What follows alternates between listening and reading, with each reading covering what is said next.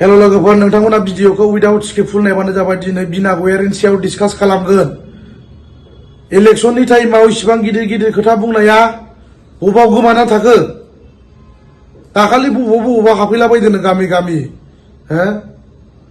UPPL सरकारा गोबां खामानि मावबाय होननानै गामि गामि बुंहैदोंनो हो बेबायदि थगायो मा मावखो इलेक्शननि सिगाङाव नोङो पाब्लिक मिटिंआव मा बुङामोन पावाराव फैनाय लोगो लोगो गोरिब गुन्द्रानो हानि मोनथाय बर' बिमाफोरखौ जुदि नायाब्ला बे 5 बोसोरनि गेजेराव 5 इयार्सनि गेजेराव जुदि नायाब्ला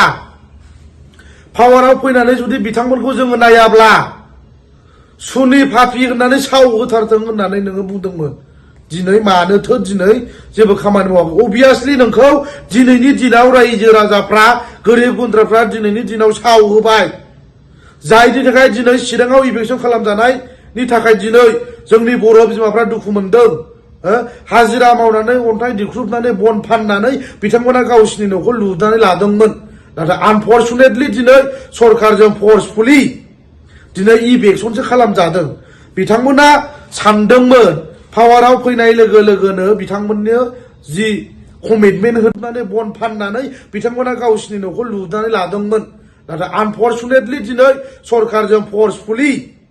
दिनै इलेक्शनसो खालामजादों बिथांमोना सानदोंमोन पावाराव फैनाय लोगो लोगोनो बिथांमोननो जि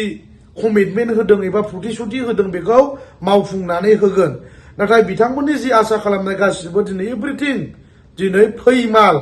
गासिबो सिमां सुजुनाया बेकार आरो दिनैनि दिनाव सोरबा बिना गयारि सोरबा फेरेंगामोन बिसिनि खोथाखौ एबा प्रमद बर' दैदेननाय इउपिपिएल सरकारनि खोथाया मोनसेबो दाम गैया भेलुलेस होननानै दिनैनि दिनाव बिथांमोना बुंदों नाथाय नैबेबायदि समाव एग्जामनि टाइमावबो जुदि बेबायदि इलेक्शन खालामजानांगौब्ला आरो बिमा माहारिनि सासे माने दैदेनगिरि जानानै वमेन विंसनि सासे प्रेसिडेन्ट जानानै बिमा माहारिनि सासे आइजो गांखंनि नोङो दैदेनगिरिनो दिनै बर' बिमाफोरा दुखु खस्थ'आव दिनै सहायनांदों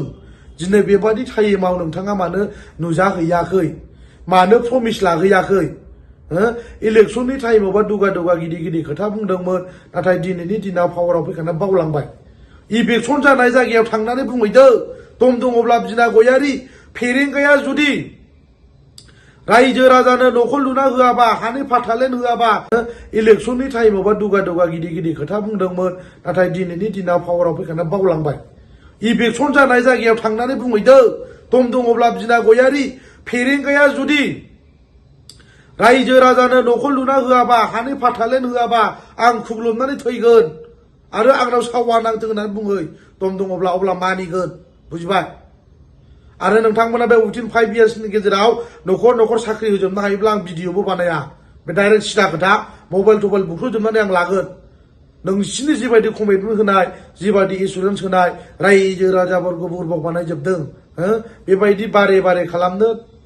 हानाय नङालै बे सिदा खोथा आरो जोबथारनायाव आं रायजो राजाफोरखौ बे भिडिअनि गेजेरजों आपिल खालामो नोंथांमोनाबो फैबाय थानाय समाव कनसियास जानाया मोजां लोगोफोर